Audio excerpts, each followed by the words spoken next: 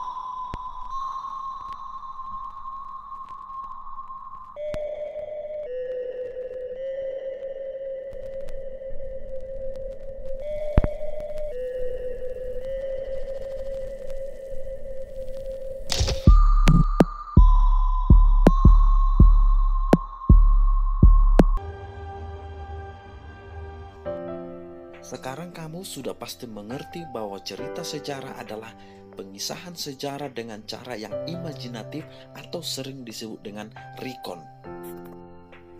Ada 3 jenis cerita sejarah. Yang pertama adalah recon pribadi, di mana penulis terlibat langsung.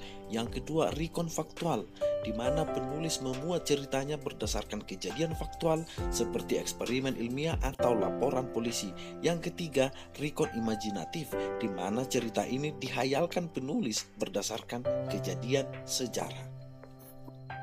Sekarang masuk kita ke struktur teks cerita sejarah. Yang pertama, orientasi, yaitu perkenalan setting cerita baik waktu, tempat, suasana, juga mengenalkan tokoh. Yang kedua, pengungkapan. Ada peristiwa awal yang menimbulkan masalah, kesukaran-kesukaran, pertentangan bagi para tokoh. Yang ketiga, menuju konflik. Terjadi peningkatan perhatian, kegembiraan, kehebohan yang menyebabkan bertambahnya kesukaran.